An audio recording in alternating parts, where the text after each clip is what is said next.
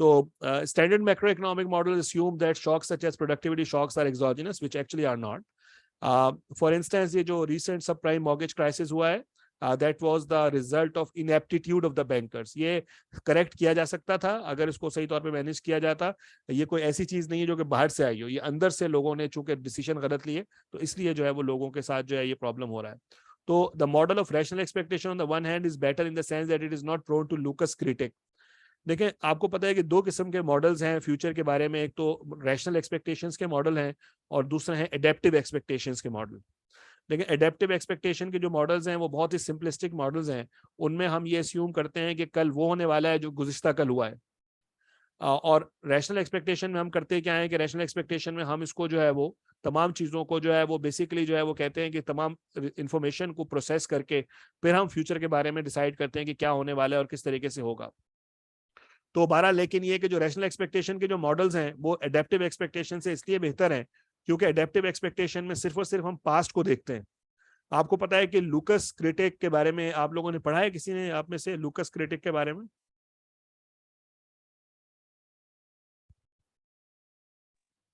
Sir पढ़ा तो है सर, अभी याद नहीं आ रहा है इसकी. किसी को ने पढ़ा और उसको याद हो?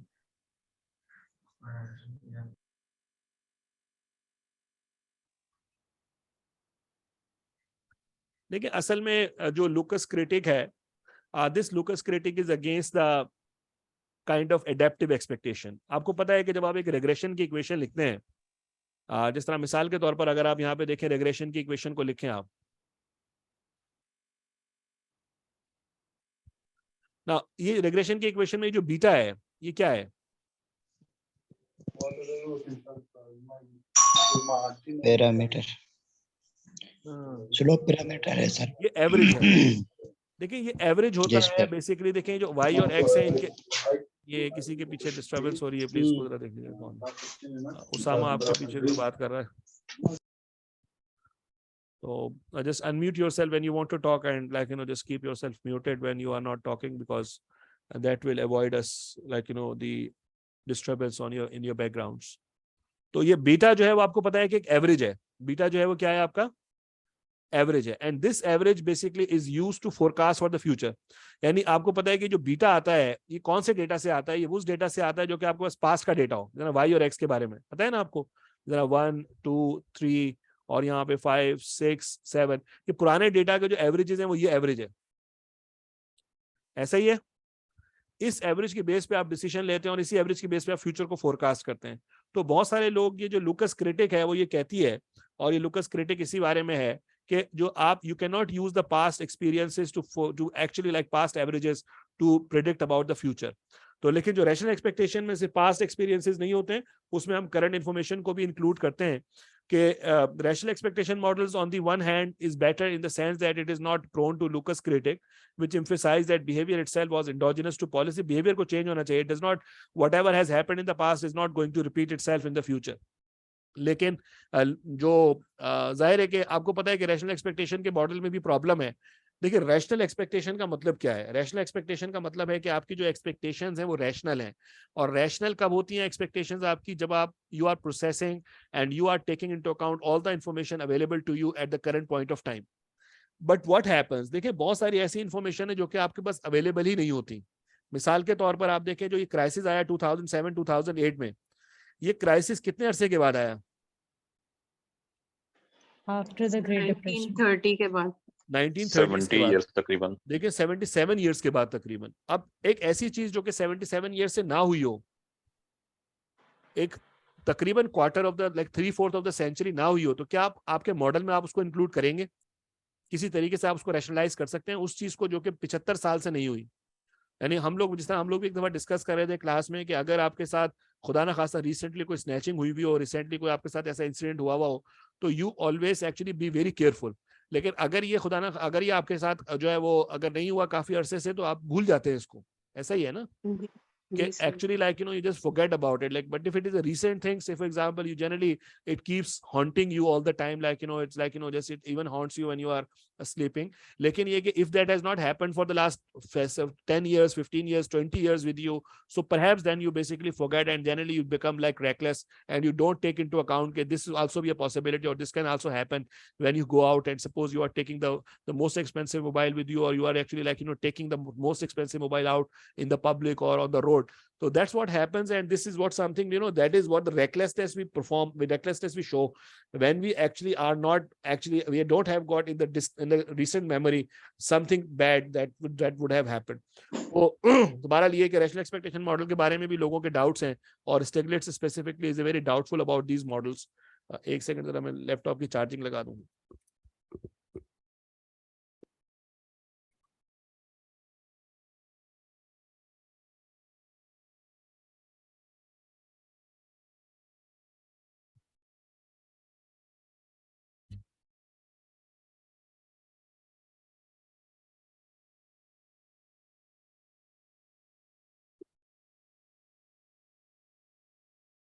तो वाइल मॉडर्न मैक्रो इकोनॉमिक्स देखें, एक और भी हमारे पास मॉडल्स हैं, जिस तरह अभी हम बात कर रहे थे माइक्रो फाउंडेशंस की.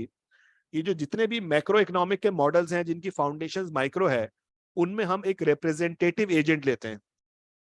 आप समझते हैं रिप्रेजेंटेटिव एजेंट को?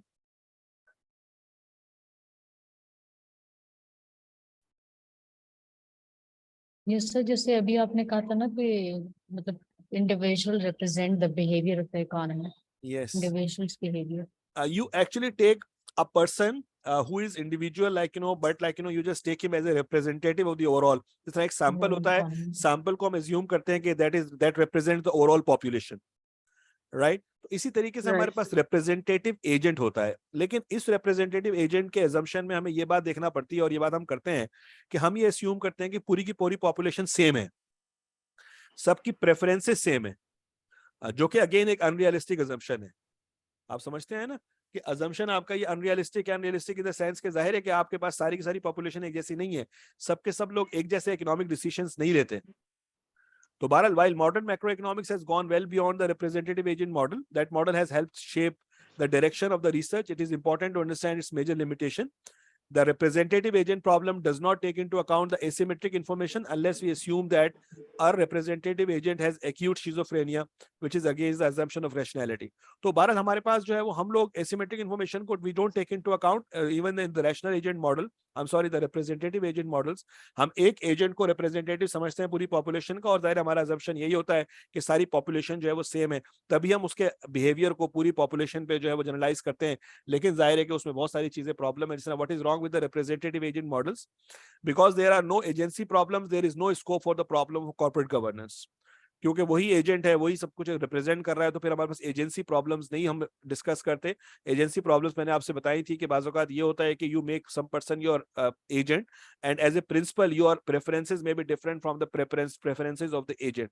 सो in that particular kind of case, like, that the decision that is taken is different, like, or there is a difference between the decisions, or the way you have to take decisions between the principal and agent. So when you don't assume that there are agency problems, then of course you don't have got any scope for the corporate governance, because there can be no externalities. There is no role of government intervention to align social and private interests, because there are no distributive issues. There is no scope for exploitations, for example, by the banks of uninformed borrowers. So another problem and another thing basically is that the markets are not rational. अगर सारी की सारी markets rational होती तो आपको पता है कि कोई भी क्राइसिस ना होता. ये एक कोट है एलन ग्रीनस्पैन का.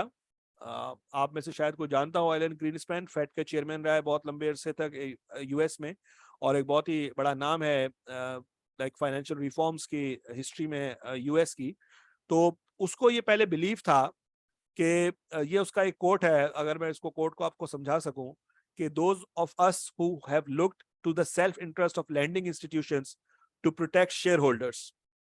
ये जो SIC है, ये एक ऐसा एक्सप्रेशन होता है जो कि हम इस्तेमाल करते हैं जब हम कोई चीज ऑब्वियसली रॉन्ग बोल रहे होते हैं, जो ऑब्वियसली हम जो है वो गलत बोल रहे होते हैं.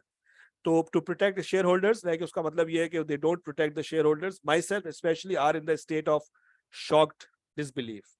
तो markets are not rational. Markets do not do all the things in the best of their interest.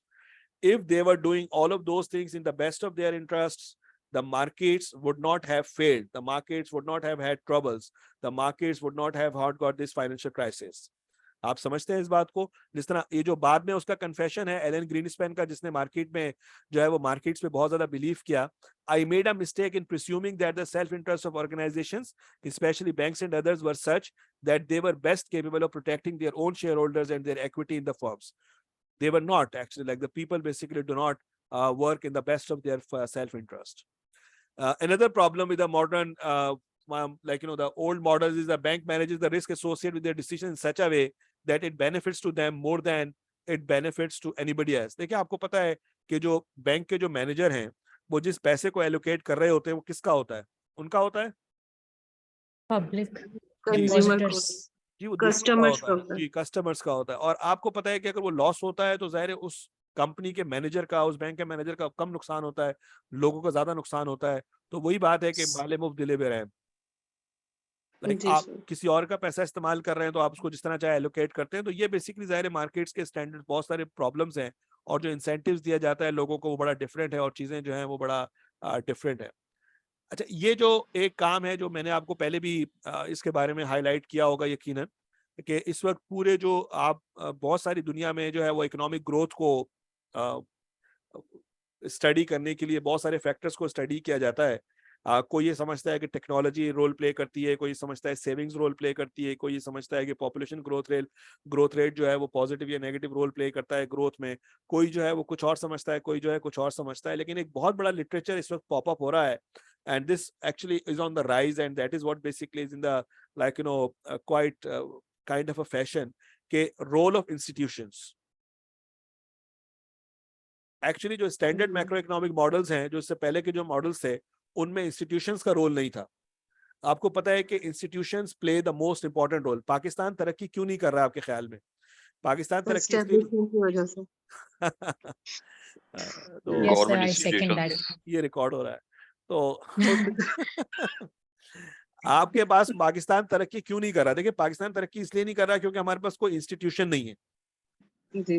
आपके पास पुलिस का इंस्टीट्यूशन नहीं है, आपके पास जस्टिस का इंस्टीट्यूशन नहीं है, आपके पास एजुकेशन के इंस्टीट्यूशंस नहीं है, इंस्टीट्यूशंस नहीं है। देखिए, यहाँ पे लोग स्ट्रांग हैं, इंस्टीट्यूशन स्ट्रांग नहीं है। मिसाल के तौर पर पूरी दुनिया में एक पुलिस वाला जो खड़ा हुआ होता है, जो एक सबसे लोअर रैंक का पुलिस वाला है, वो बहुत बड़ा ताकतवर होता है। क्यों ताकतवर होता है वो? क्योंकि इंस्टीट्यूशन स्ट्रांग होता है। क्योंकि उसका इंस्टीट्यूशन स्ट्रांग है, क्योंकि वो उसके पास रिप्रेजेंट कर रहा पावर है। होती है सर। जी बिल्कुल, वो पुलिस को रिप्रेजेंट कर रहा है। उसकी हैसियत चाहे वो 50 किलो का आदमी हो, यानी बहुत ही हल्का फुल्का सा आदमी हो, बहुत ही छोटे कद का, बहुत ही गैर ताकतवर किस्म का आदमी हो, लेकिन उसके जो वर्दी है, उसके जो बैचेस हैं, वो उसकी इंस्टीट्यूशन की पावर को शो करते हैं। यहाँ पर आप जी, it carries what weight sir. of course it has got a lot of weight कि आपके पास जो है वो जाहिर है कि you basically have got you are representing a institution, a police institution say for example। लेकिन यहाँ पर आप देखेंगे जो पुलिस वाला है वो अगर जो है वो राव अनवर ना हो तो आप उसको घास नहीं डालेंगे, क्योंकि राव अनवर पहले जो है वो गोली मारेगा फिर आपसे सर रिकॉर्ड हो रहा है आपने कहा। और फिर भी छूट जाएगा, और फिर भी छूट फिर भी जाएगा। कहेंगे कि he is innocent। तो एक्चुअली जो है वो जाहिर है कि देखिए ये जो इंस्टीट्यूशंस है, ज़हरा ने मुझे याद दिला दिया कि रिकॉर्ड हो रहा है, कि रावण वारी ने सुन ले तो जो है एक्चुअली जो है वो जाहिर है कि देखिए प्रॉब्लम क्या है। प्रॉब्लम ये है कि हमारे पास इंस्टीट्यूशंस नहीं है, हमारे यहाँ लोग पावरफुल है। जब आर्मी की बात होती है तो आर्मी की जनरल्स की बात होती है, जब अदालतों की बात होती है तो जी अदालत सर। इंस्टीट्यूशन नहीं है हमारे पास, जजेस इंस्टीट्यूशन है। राइट अब सर। एक जज मिसाल में इफ्तिखार चौधरी है, या जो है वो कोई है basically they can actually play with the things. तो ये एक्चुअली हमारे पास सबसे बड़ा प्रॉब्लम ये है कि हम लोग इंस्टीट्यूशंस नहीं डेवलप कर सके। अब यहाँ पर मिसाल के तौर पर अब इदारा जो है, इदारा हमारा कराची यूनिवर्सिटी एक इंस्टीट्यूशन है। अब उसमें इंस्टीट्यूशन की वैल्यू होनी चाहिए, इंडिविजुअल की वैल्यू नहीं होनी चाहिए। हमारे यहाँ क्रिकेट टीम है, क्रिकेट टीम में से अगर हम इसमें से कोई स्टार्स को निकाल दें तो हमारी पूरी टीम जो है वो दब से बैठ जाएगी। कहने का मकसद क्या होता है कि देखिए इंडिविजुअल्स पे चीजें बेस नहीं करती हैं, इंस्टीट्यूशंस पे बेस करती है। और जिन ममालिक ने तरक्की की है ये वो ममालिक थे जिनके इंस्टीट्यूशंस हैं। और ये बहुत बड़ा लिटरेचर है। अगर आप लोगों को मैंने शायद बताया हो कि व्हाई नेशंस फेल, ये आसिम ओगलो की किताब है, बहुत ही अच्छी किताब है, अगर आप इसको पढ़ें तो बहुत ही इंटरेस्टिंग किताब है। हिस्ट्री भी इसके अंदर बहुत ज्यादा, अगर आप में हिस्ट्री में इंटरेस्ट नहीं है तो एक चैप्टर आप ना पढ़ें उसका हिस्ट्री का, लेकिन अगर आप वैसे आप पढ़ें तो you will enjoy studying this book, why Nations fail. And the main idea of that book is that, like, the nations that fail are not those nations that are geographically not located at the right place, that basically do not have got the right weather, the countries that basically have got other kind of the situations. The only those institutions, I'm sorry, those countries fail which have failed in creating institutions. समझ रहे हैं आप बात? तो ये actually जो है वो जाहिर है कि ये role of institution, standard models in macroeconomics assume that institutions do not matter, whereas the truth is different. And recently, like, this literature has made and, like, elaborated the importance of institutions a lot. तो आप में से भी अपने MPhil के काम के लिए कुछ इंस्टीट्यूशंस पे काम कर सकते हैं आप लोग, और ये बड़ा एक इंटरेस्टिंग काम होता है और बड़ा एक एक अच्छा काम है जो basically people are working towards, and that basically is something that can perhaps be more fruitful, like I'm just telling you, giving you a tip. So institutional details in different phenomena play important role in understanding diversities in the results between different situations and different countries that basically are. So what we actually thought we knew, we have to rethink the macroeconomic policy. To caricature, we shall give a more nuanced picture below. We thought of monetary policy as having one target inflation and one instrument, the policy rate.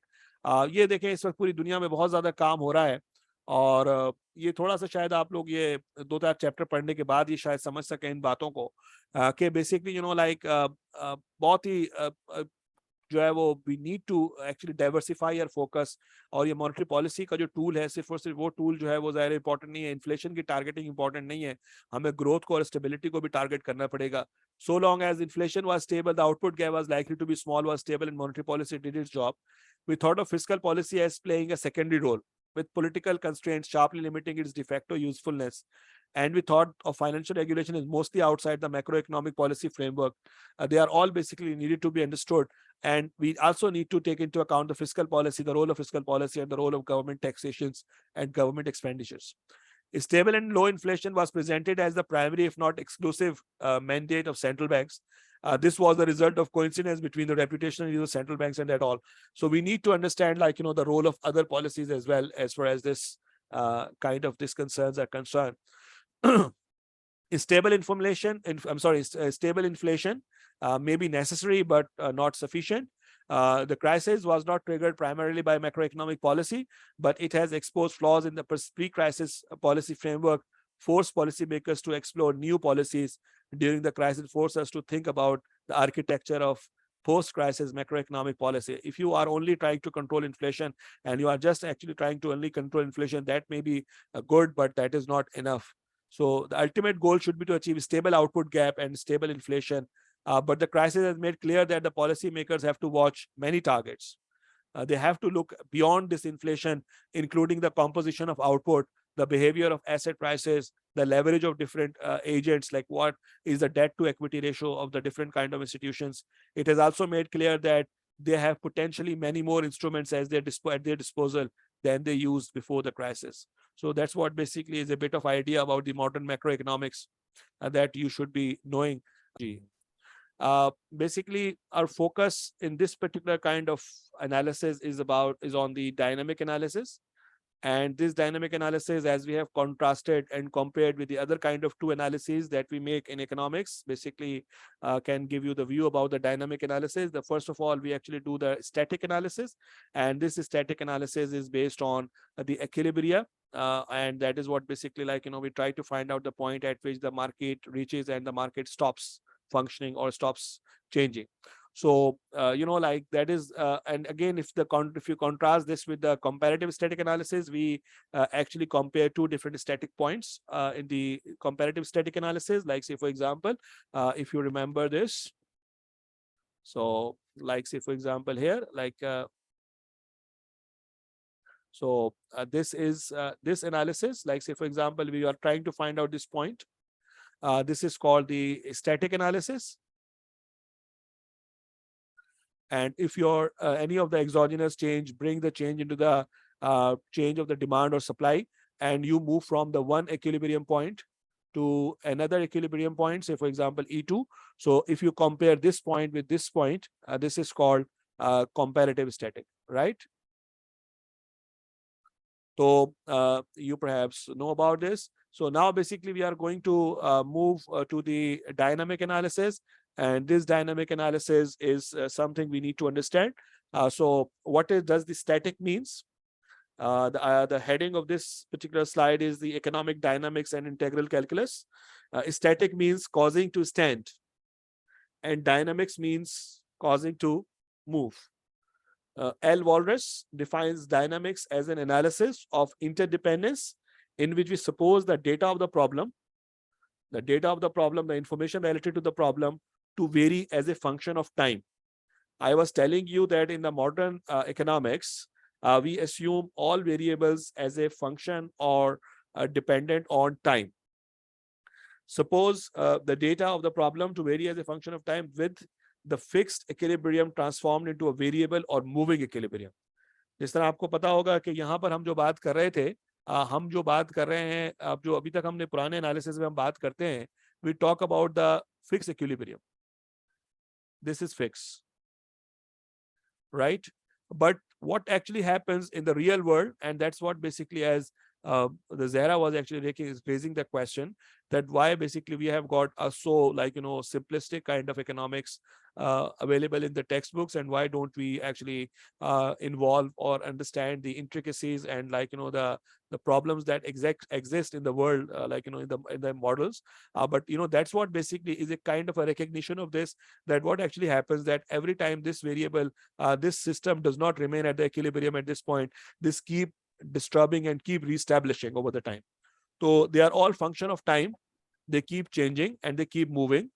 So they are basically they are not the fixed equilibrium, they are variable equilibrium or moving equilibrium.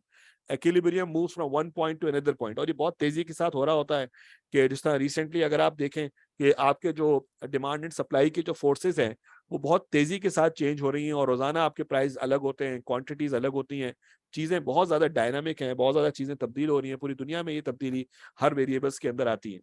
So constantly being disturbed by changes in the data and constantly being reestablished. समझ में आ रही है बात आपको? तो ये dynamic analysis है which actually keep changes and keep coming. So J.N. Keynes defines it as a study of manner in which economics and social conditions change over time. Time especially study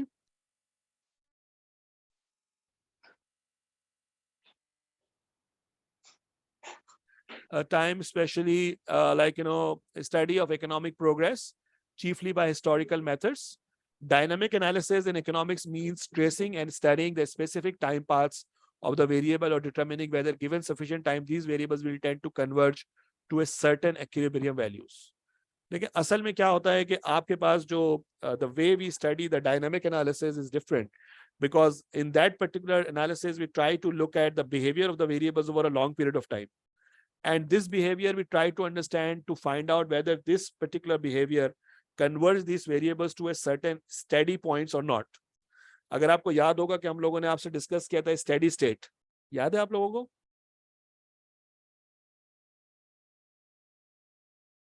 Have we talked about the steady state? Yes, sir. Ji, if you remember the steady state is the state in which everything becomes steady. Everything becomes constant. Everything does not it doesn't change over time. It doesn't keep changing all the time. Like say for example, the level actually changes, but the growth rate does not change. So the actually the growth stops and things basically become stable for a certain period of time. So we try to look at this particular kind of equilibrium. So dynamic analysis in economics means tracing and studying the specific time pass of the variables, or determining whether given sufficient time these variables will tend to converge to certain values, equilibrium values or not. Now, with the example, perhaps you will be able to understand better. In the static and comparative static analysis, we assume that the system eventually moves to equilibrium. In static analysis, we try to find out the values of the endogenous variables that satisfy some specific equilibrium conditions, so as to find out the value of the choice variables to maximize its value. Like say, for example, if you remember,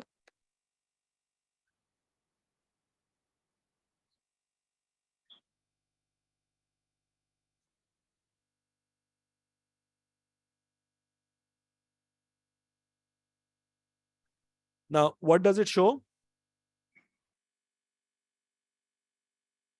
I see curve. This is an indifference curve, say for example, and this is your budget line. So what is Yes, sir. what does this point show? Equilibrium. Equilibrium. And this is static equilibrium. And at this static equilibrium, what happens? That you actually reach to the point where you basically are able to maximize your utility, and that is a static point, right? Yes.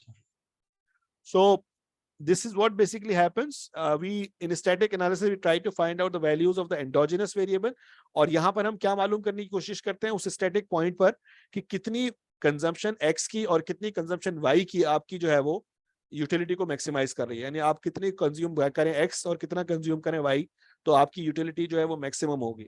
तो ये है endogenous variable, और ये हमारे static equilibrium के अंदर हम ये काम कर रहे होते हैं. Contrary to static analysis, in dynamic analysis we delineate a time path.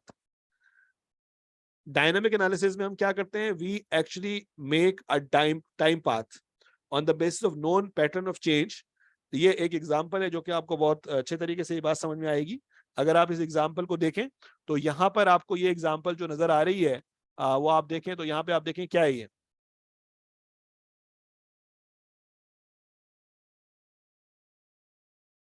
This Sir, is derivative of population ji due to With respect to divide by the time. derivation with respect to time. जी बिल्कुल. With respect to time को हमने population size को हमने derivate किया है sir.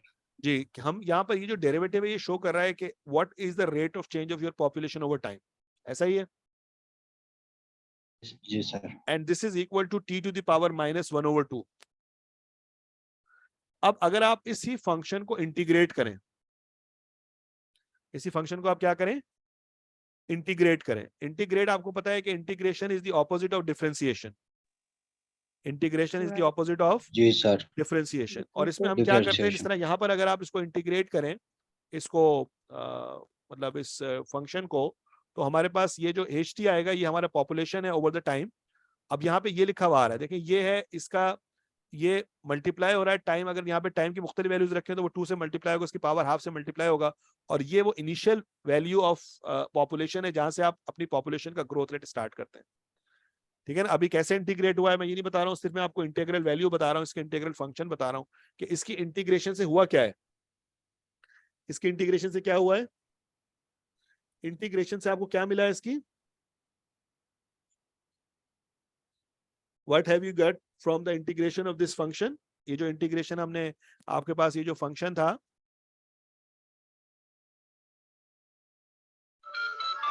Sir population growth rate. जी हमें ये पता लग रहा है कि देखिए ओवर द टाइम किस तरीके से पॉपुलेशन जो है वो चेंज हो रही है. Population is a function of time. Population is a function of time. और ये बेसिकली चेंज हो रही है. अगर यहाँ पे टाइम अगर 1 होगा तो यहाँ पे एक पॉपुलेशन की वैल्यू होगी फॉर इनिशियल पॉपुलेशन जो कि आपकी कांस्टेंट है. आपको पता है ना, जब आप किसी फंक्शन को इंटीग्रेट करते हैं तो अगर आप डिफरेंशिएट करते हैं तो आप क्या करते हैं, उसको उससे जो है वो मल्टीप्लाई करते हैं, उसकी पावर में से 1 को माइनस करते हैं. यहाँ पर आप उल्टा करते हैं, इसकी पावर से, इसको जो पावर होती है उससे उसको डिवाइड करते हैं और उसकी पावर में जो है वो 1 ऐड करते हैं. ऐसा ही है. इंटीग्रेशन जो है वो आप लोगों को मैंने कहा था पहली क्लास में कि आप थोड़ा सा इंटीग्रल कैलकुलस को जो है वो रिवाइज करेंगे. आप लोगों ने किया है रिवाइज को? किसी ने भी नहीं किया? यस सर किया था. कवल को आपने किया था, और किसने किया है?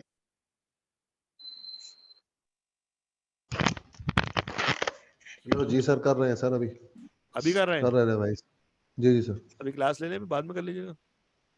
नहीं क्लास में नहीं कर रहे सर, वैसे अच्छा, कर रहे हैं. वैसे कर. सही है.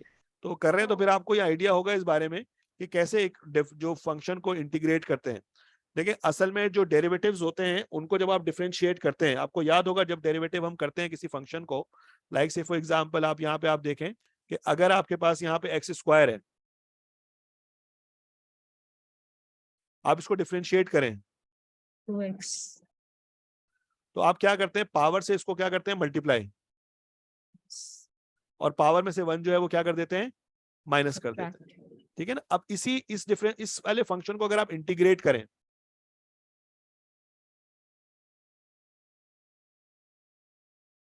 तो पावर में 1 प्लस करके आप इसे डिवाइड करेंगे, पावर में 1 प्लस करके आप क्या करेंगे, इससे डिवाइड करेंगे, और पावर में 1 जो है वो क्या करेंगे, आप ऐड करेंगे। समझ रहे हैं आप बात? Yes, sir. तो इसको हम भी देखेंगे, इसके जो फंक्शंस को। तो आप लोग प्लीज इसको थोड़ा सा रिवाइज कर लें, तो इसको देखें किस तरीके से आप जो है वो इस तरह पे आगे जो है वो फंक्शंस की डिफरेंशिएशन दिया भी इस तरह यहाँ पर ही है। तो जो भी आपके पास फंक्शन होगा उसमें से आप n में से 1 को प्लस करेंगे और उसको 1 n+1 से उसको आप डिवाइड करेंगे। इंटीग्रल कैलकुलस है। समझ रहे हैं भाई आप लोग बात? तो इसकी थोड़ी सी हम प्रैक्टिस भी करेंगे। तो आप लोग थोड़ा सा एक काम ये करेंगे, इसको देखिए। अच्छा बहरहाल इसको फिलहाल अभी इसकी प्रैक्टिस को आप छोड़ें, तो इसकी प्रैक्टिस आप नेक्स्ट क्लास में करके आइएगा। ये जो फंक्शन है आपसे क्या बता रहा है आपको? ये फंक्शन आपको क्या बता रहा है? कोई आप में से एक्सप्लेन करेगा इसको? ये इसकी एक्सप्लेनेशन यहाँ लिखी हुई भी है ये।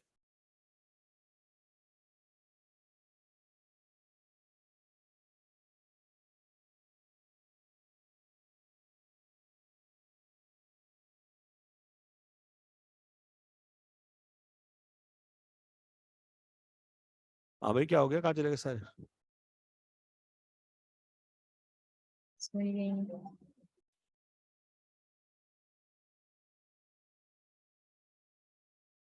ये पढ़े इसको? चलो, रूपदार के पास लाइट चली गई है भाई।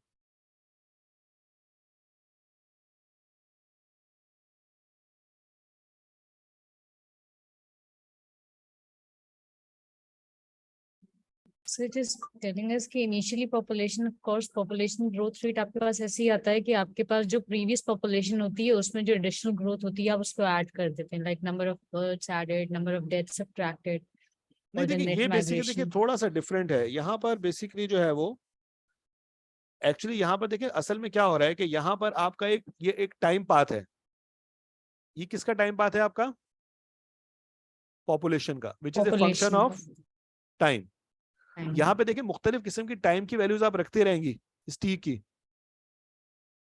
देखिए ये टी जो है, अगर आप टी सपोज करें आपके पास 2 है, टी सपोज करें 4 है, सॉरी टी क्या है आपके पास 4, और इनिशियल पॉपुलेशन आपके पास है 10, तो 4 का स्क्वायर रूट कितना आएगा 2, 2 मल्टीप्लाई बाय 2 अगेन क्या हो जाएगा 4, 4 + 10 कितना हो जाएगा आपका पॉपुलेशन? ऐसे ही है। ये बात समझ में आ रही है आपको उस्मा? अगर टी आपका 4 हो यहाँ पर, Yes sir. तो 4 का जो स्क्वायर रूट होगा वो क्या होगा 2 होगा, 2 से 2 मल्टीप्लाई होगा, क्या आएगा आंसर आपके पास 4। और अगर टी यहाँ पे 16 हो, मैं टी थोड़ा सा मैं इस तरह के हिसाब से रख रहा हूँ कि जितना टी अगर 16 है तो 16 का रूट क्या होगा 4, 4 मल्टीप्लाई बाय 2 8, 8 + 10 18। 18। तो ये आपको बताएगा कि जब टाइम पीरियड चेंज होगा तो आपकी किस तरह से पॉपुलेशन चेंज होगी।